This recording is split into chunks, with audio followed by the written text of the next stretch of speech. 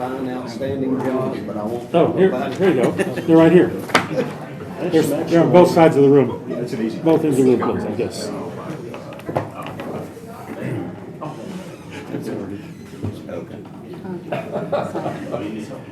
Yeah, you and me both. We'll go ahead and call the Education Committee meeting August 4th, 6 p.m. to order. Commissioner Ring, will you lead us in invocation? I'll be happy to. Gracious God, thank you for this day. Thank you for the rain, and thank you for the sunshine. We also thank you for the opportunity to do the people's business. We ask this in Christ's name, amen. To approve the agenda? So move.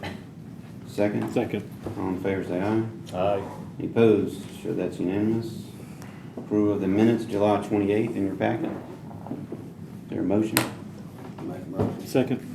Motion and a second. All in favor, say aye. Aye. Any opposed? Sure, that's unanimous. Recognition of the public. We have two folks. You know the drill. Kevin Baker, 424 A.B. Wade Road.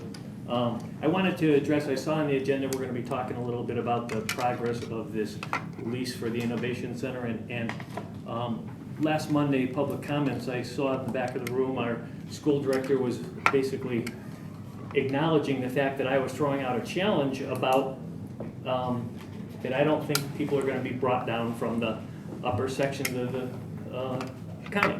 So I'm just getting up here and I'm hoping to hear from him tonight, but I'd also expect to hear from you folks to demand some real reporting with actual numbers.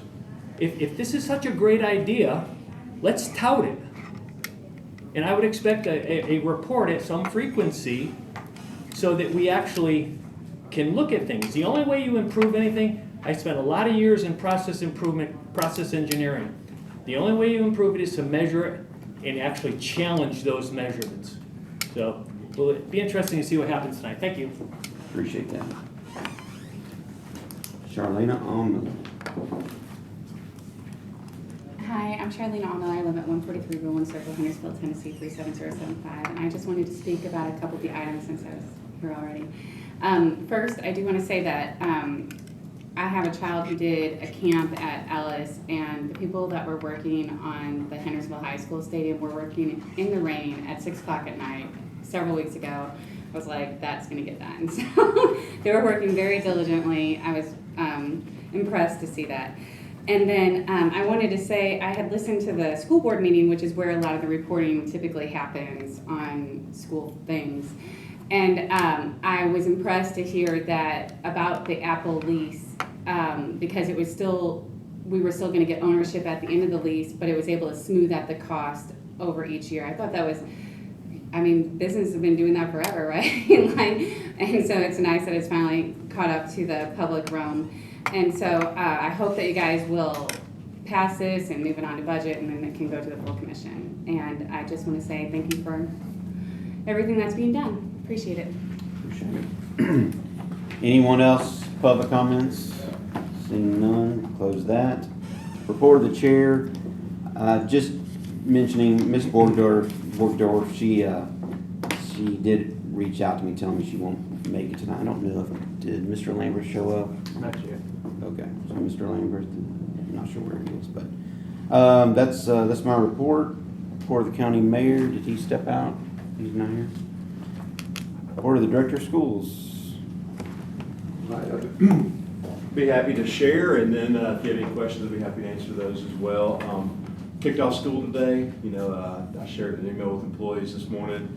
We'll get a good feel of numbers in about 2 or 3 weeks. You know, it's you have a bunch of kids register new over the last 3 weeks before school starts, but then you have a lot that have moved, and we can't take them off our rolls until we get a transfer from another school district. Well, if they moved up north or out west, a lot of those schools don't start until, you know, a couple of weeks from now. So it'll be until we get to about 20 days in the school year. That's kind of the magic number. When the dust starts to settle, we get an idea. But day went really smoothly. Just to give you some statistics, we serve about 22,000 meals a day. Our buses drive the equivalent of 9 round trips to Disney every day, and they were up this morning about 5 a.m. If you've ever had the opportunity to meet Tracy Richardson or see her team, they're really phenomenal. And we were down to only 2 driver positions to cover all of our routes, and then we had a few people on medical leave and some other stuff, so we're up to about 5. But I really want to praise our transportation department. A lot of counties just shut down routes. We always figure it out so that you don't get a call as a parent at 2 o'clock saying you need to come pick up your child because there's not going to be a bus service. I think we've always done that in Sumner County. I think that's a mark of something that we do really well. So great morning. There's always a couple kids that forget where they live between morning and afternoon. There's always a few little exciting things, but all told a really good day, and you can see it. I love the first day of school pictures, and just to give it a shout out of how well Sumner County works. For me, when you pull in, I think I went to 7 schools this morning.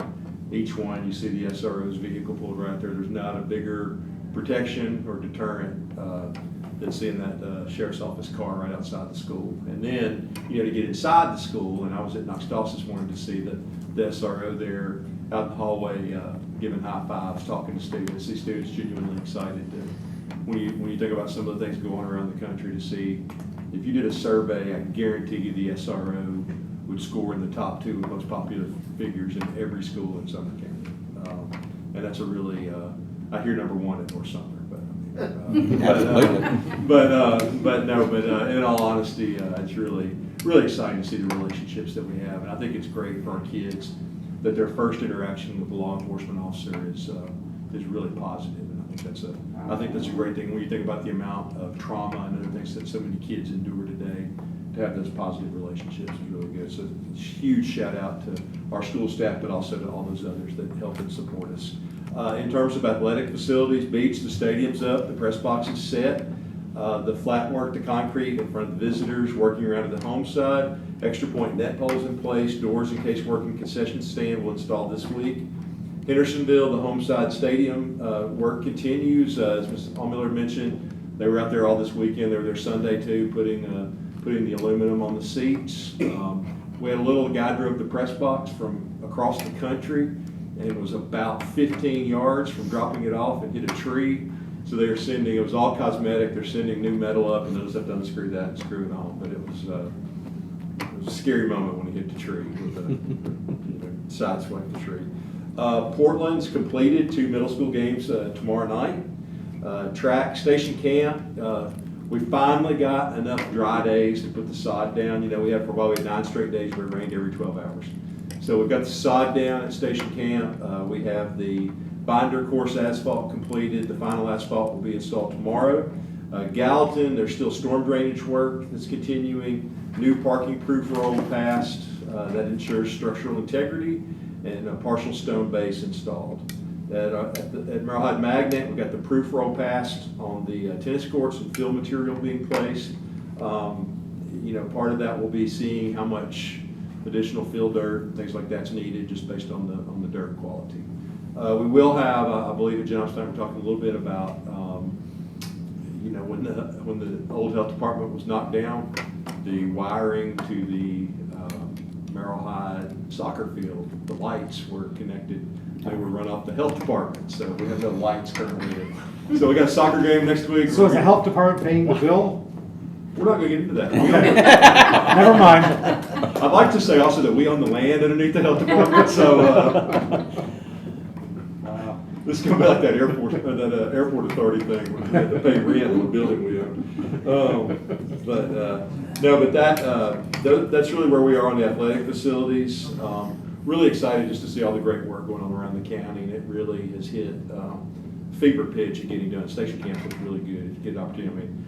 I was nervous most of the summer because it looked like a soup bowl because we went through monsoon season in June and it finally dried out, and they did a tremendous job, and so we're really excited about that. And Beach and Hendersonville is going to be Portland, going to be really amazing. I'd like to clarify for the record that 2 things have happened. You have the lights change colors at some of the stadiums, and they shoot down. So supposedly Gallatin's was frozen in beach colors. I had nothing to do with that.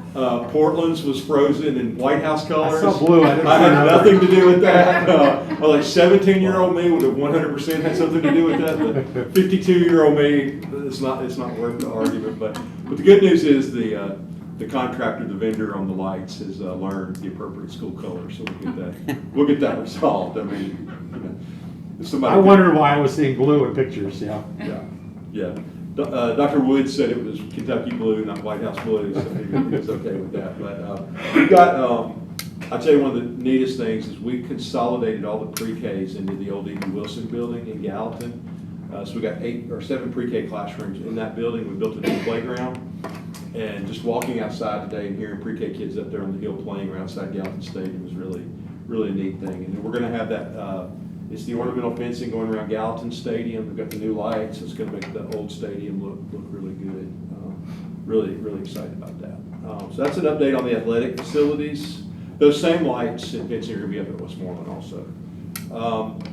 Innovation Center, we signed the lease on Tuesday last week. Thank you all for your support. All utilities have been switched over to Sumner County. We began moving some offices on Friday when we took over the building. Our CTE team will operate out of the Innovation Center, and I'll share a more comprehensive rollout plan in September. We have exciting news that's being finalized. Our plan is to bring kids from all over the county.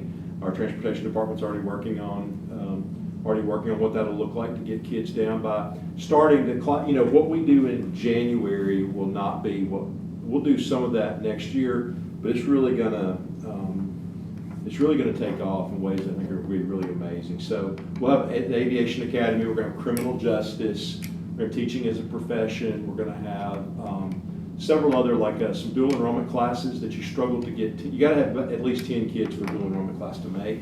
Sometimes that's hard to get at any one school, but if we can put 3, 4, 5 schools together, you have a much better chance of getting that class to make. And then we can, if you put 2 of those together, then you can take 2 blocks, and that gives you enough transportation time to get, it's 41 minutes from Westmoreland High School to the Innovation Center. So if you run that class, say 8:45, 9 o'clock, you got enough time to complete the class and get back for the next 2 blocks. We did this for a long time in Portland for the vocational tech program. We bus kids from across the county there. We can do it. I mean, the good news is we have about 188 buses, and we have a lot of bus drivers that are willing to jump in and help, and we'll figure it out. I think it does highlight, just trying to figure out, we lose a lot of kids in that senior year and then that transition from senior year into what's next, and trying to figure out that transportation piece is gonna be big for them.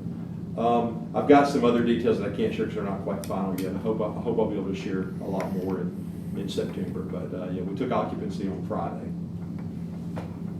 Mr. Wright, you want to ask a question? If you have an opportunity, head up north, up Dobbins Pike, Highway 174. Go straight across 52 on the Fairfield Road. Look for a little school on the left called North Sumner. Go up there and look at the windows and the work that was done this summer. It really looks good. Inside and out. Good. Thank you. Good. Awesome. That's exciting. It's such a beautiful view up there, and it is. It's a beautiful drive and beautiful school, and now the glass instead of that fiberglass. It's nice. I was up there 2 weeks ago. Looks good. It looked good. Last thing I had is the Apple lease. So Apple offers 0% financing for 3 years with guaranteed buyback at the end. In Tennessee, that's considered a lease, and that's why, even though it's 0% interest, that's why it's over here, because the state considers that a lease. What it lets us do is it lets us stagger the payments. We get the computers down. It lets us, during COVID, so just when COVID started in 2020, we were very much connected to hardwired computers and computer labs and things like that, which do you absolutely no good if kids aren't in the school. We very quickly jumped into Chromebooks because that's all you could get. The problem with a Chromebook is after a couple of years, they're worthless, and the wear and tear on them is not real good. Apple, at the same time, jumped back into the K-12 market. They've gotten out of it for a long time. And basically, they offer an iPad with a case with a keyboard on it, trackpad, real nice, very rugged. We've lost way fewer with the kids having them than I would have thought. Apple's been impressed with our success rate at holding on to them, but it confirms what I've known. At any given time in a middle school or high school, you can find about $13,000 of hoodies, jackets. You never find a phone or an Apple Watch or technology. But our kids have done good. Man, this lets us get, so what we're looking at here is 1,540 MacBook Airs. We've had to for a long time. Schools have borne the brunt of trying to take care of paying for that technology. We would give them a district device fund allotment. The problem that we ran into was that the district device fund allotment wasn't enough to sustain, getting iPads and MacBooks and things like that, or PCs. The other problem is a significant number of our teachers are already using Mac products because it connects to the TVs and everything very, very easily. And the good thing is at the end of a 4-year cycle, like I think for a MacBook, it's about a $330 buyback. iPads, it's about $100, $105. So we'll get money that will go towards the next installment, but it lets us kind of smooth out the cost. And this gives us 1,540 MacBook Airs for teachers and staff, 200 iPads for principals and assistant principals. We like our principals and APs to have iPads because if they're in the classroom, they can very quickly, if they're doing an evaluation or they're in a classroom or they're in a meeting, they can very quickly pull up like all the cameras. They can do almost everything you do on a laptop, but it's very convenient. Our principals use these, APs use these a lot, and it's time to replace those. And then we did, previously, we've tried to move away. We are not believers, especially in K2, of kids being on devices for significant amounts of time. We think that there needs to be some technology K2, but not kids sitting on there for extended periods of time. So we think 5 per classroom is sufficient, and so this will replace the current iPads, so it'll put 5 new iPads into all the K2 classrooms. Can you give us a little more information on the policy for the new state law and what is Sumner County? With cell phones? Yes. So if you ask me, I've come a long way on this because I used to say, I don't like the cell phones, but I can't imagine a scenario where we could manage it. Other districts are starting to do it. I'm actually 100% in favor of us just banning cell phones. I think if you look at, the early data that's starting to come out shows that cell phone usage among kids is as damaging as nicotine was for adults in the previous generation. And I think that if you look, some of the county, Warren County, for instance, actually instituted a complete cell phone ban over the director's recommendation. And he would tell you now he was 100% wrong. He just thought it would be tough to manage. He said the first 2 or 3 weeks the kids were angry, but then after it, he said he even had a kid come up to him and say, I had no idea there was a world where I couldn't take a text from my parents for 7.5 hours. He goes, this is amazing. My parents can't contact me. But more importantly, it's kids reading, kids talking in the cafeteria, and major discipline has dropped pretty significantly because what happens is it doesn't even get written up in the discipline report. It's like, I was telling somebody I had a situation where I told a young man to put his cell phone up when I was a principal, and he called me a foul name. Well, by the time we got back to the office and put it in the computer, I didn't put anything about the phone. I put in what he had said and his subsequent actions after that, but the phone was the key initiating factor. And if you look at those discipline rates and everything, it's off the charts the impact that cell phones have. So what is Sumner County's policy as far as? So our current policy meets the state requirements. Like, we do kind of have a ban, but it allows for teachers and schools to make exceptions if there's a legitimate need. I think you'll see a tightening up of that. I think before we can do a total ban, with teeth in it, we're gonna need to spend a year probably. I would look for something next year because we already meet the requirements of the law. It gives us the time to think through all the things, because there's a lot of managerial aspects of it that we want to be sure principals have time to, where we get a lot of feedback from that about the best way to manage it. Like, for instance, Warren County uses those things if you're ever at a concert or comedy show where they have a pouch and you put the phone in it, you close it up, and at the end of the day you hit it on a magnet and then you can get it out. Other schools do, we do this in a lot of ours. You got a pouch up in the front, it's got pockets and kids put them in. Now, the problem we run into is kids have burner phones. They put a burner phone in there and they keep their real phone in there. They're teenagers. They're good at this stuff. So it's going to be a lot of working through the logistics. Some parents have legitimate concerns about safety. One of the superintendents I talked to said the best thing that happened for him is they had an SRO on the school board, and he was able to say the number one thing you want in the event of a school shooting is not to have kids on the phone. If they listen to the teacher and they get in the safe space, and the door's locked, there's never been anyone injured in a school shooting if that's happened. What you don't need is kids. I don't know if you see this with your teenagers or teenagers you know, they can be somewhat oblivious to everything around them if they're on their phones. And so, but yeah, I saw a first or second grader this morning in a little bit of a snit because they had to take their Apple Watch off and put it in their backpack because they wanted to be. But it's staggering. One of the school systems that I talked to said that they did an experiment, and in 10 minutes, the average kid had 50 notifications, texts, buzzes on their device in 10 minutes. And they say every time you get one of those, it takes you about 20 minutes to regain your focus on what you're doing. So I just think it's going to take us about a year, Mr. Sullivan, to get everything lined up and figure out, exactly what Sumner County's. We don't have, especially middle school and high school, we don't have the need for universal access to cell phones or anything like that because we've got the iPads. So there's no reason for them, there's no educational reason for them to need that cell phone in class. Just ring. Yeah, a couple things. One is, before the iPads, I taught seniors, Mhm. and a lot of times Yeah. they were using their phones to look up things Mhm. that we needed for class. Also, I've got mixed feelings about the whole thing because, for example, most of my seniors had jobs, Mhm. and they would often get texts from their employer saying, you don't have to work today, or come in early, or come in late, or something like that. And other kids would, complain that, well, if I don't have my phone, what if there's an emergency? I said, your parents can call the office just like my parents did. So I mean, I can see, I really do see both sides of it from the student's point of view and from the school point of view. I think if we can take time and do it right, we can also highlight to parents. I don't think that there are a lot of parents that have had the time to think through that there are other scenarios that don't require. It's weird because we all grew up without phones. I mean, I think I got my first one when I was 30, but it's hard now to imagine a world, and that the age of smartphone acquisition has dropped over the last 10 years from 15 to 11. It's pretty scary. All right, anyone have any final questions there for Dr. Langford? All right, thank you, sir, for Thank all you. that good updates. No old business, moving on to new business. The first item A is the Apple lease purchase memo that Dr. Langford just described. Is there a motion on that one? Is that information on No, this is one we No, vote this on. has to be voted on. there? Motion to approve. I'll second There's a it. motion to approve and a second. Any questions, any discussion? Okay, seeing none, all in favor say aye. Aye. Any opposed? So that's unanimous. Item B is information only for docketing purposes.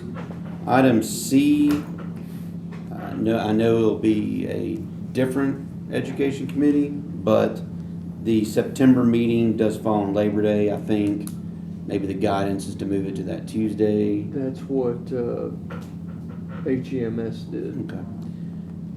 Anyone opposed to just moving our education committee meeting to the Tuesday 8-2. right after Labor Day, 9/2 at 6 p.m.? Okay, so we'll go ahead, I guess we'll vote on that. All in favor say aye. Aye. Opposed, that's unanimous. Motion to adjourn? Motion adjourned. Appreciate it. Thank you all. Yeah, Terry, I went up to North Summer one time and got to Kentucky.